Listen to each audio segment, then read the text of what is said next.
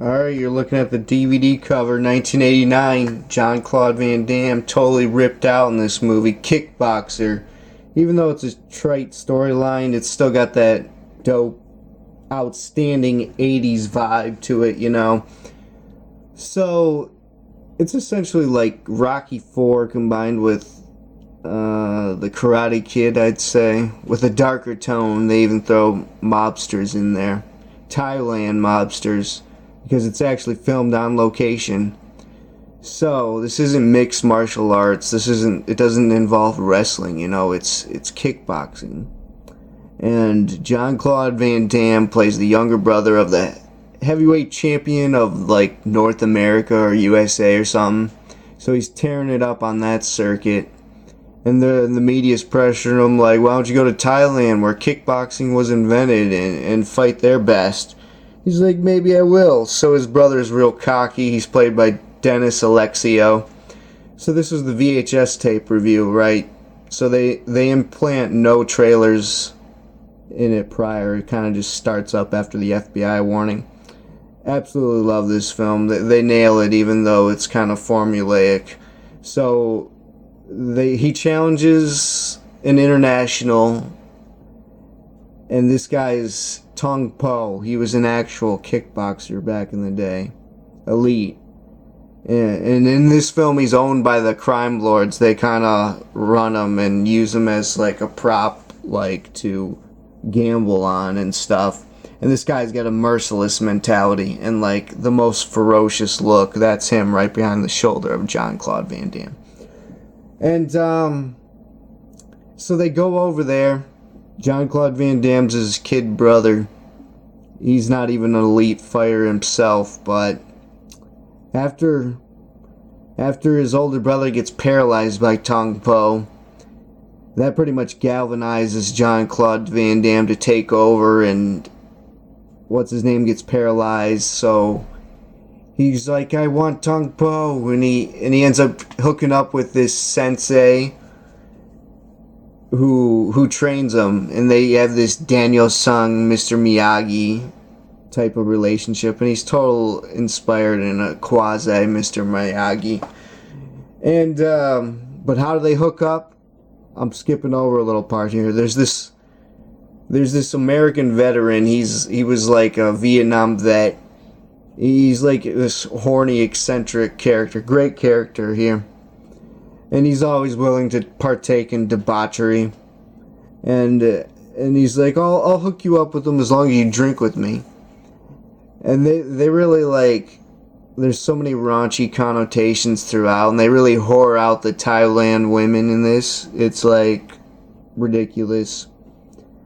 And so he hooks him up with the Mr. Miyagi wannabe. And they train pretty hard. There's so many great scenes there to be had. And they visit this ancient stone city with all these Buddhist statues and etchings and rocks. It's great. And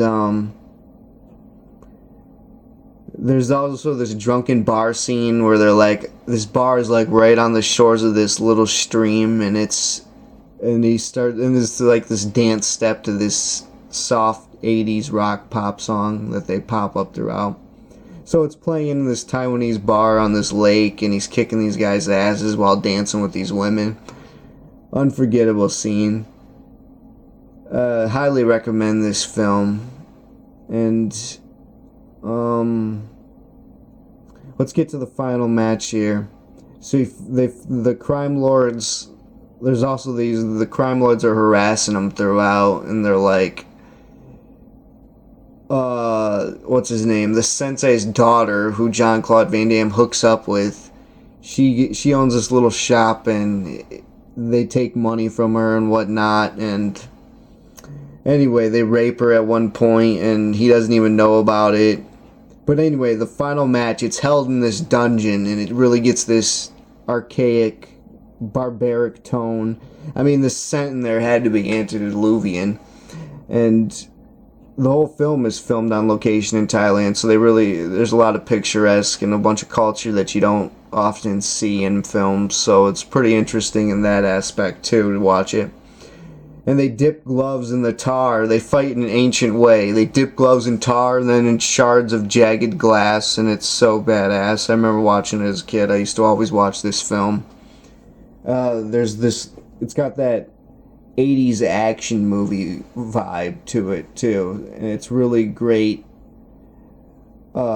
mixture of Rocky and like an action movie from the 80s. It's really great. The set was fantastic for that dungeon scene. They say it's in an ancient tomb. A lot of these were actual locations. I don't know where that was filmed or whatnot. I haven't done any research on that. Anyway, so he gets his revenge, but his brother, who gets paralyzed, he's a great character. He ends up getting out of the hospital. Within there, he trains in Thailand with this master sensei. In the time of 3 months, Jean-Claude Van Damme trains. He's kicking trees. He's getting coconuts dropped onto his chest from way up high in the trees and whatnot. Anyway, and he ends up kicking Tong Po's ass, kicking the crime lord's ass, and then they end the film with this 80s pop rock song. It just amplifies the tune where they hook that up. I don't know.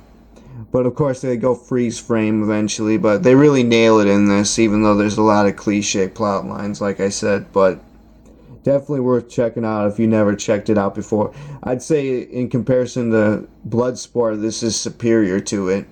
And I've even seen the sequel that came out in 1992, a few years later. Jean-Claude Van Damme didn't participate in it at all. Actually, it's got Cody from like what's his name? Step by Step. I'm pretty sure he's the guy in it. Either that or it's the guy from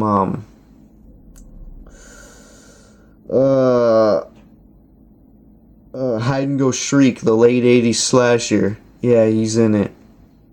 Anyway, that was written by David S. Goyer, who writes with Nolan and whatnot in the Batman and Superman films for Warner Brothers. That was one of his earlier screenplays, right around when Demonic Toys was coming out. Anyway, great franchise, underrated, highly recommend it, and give it a A- overall. I'm out. Thanks for watching. Tune in next week for another review on a Saturday night. Every Saturday night I try to release a video on Mr. Creepshow 9.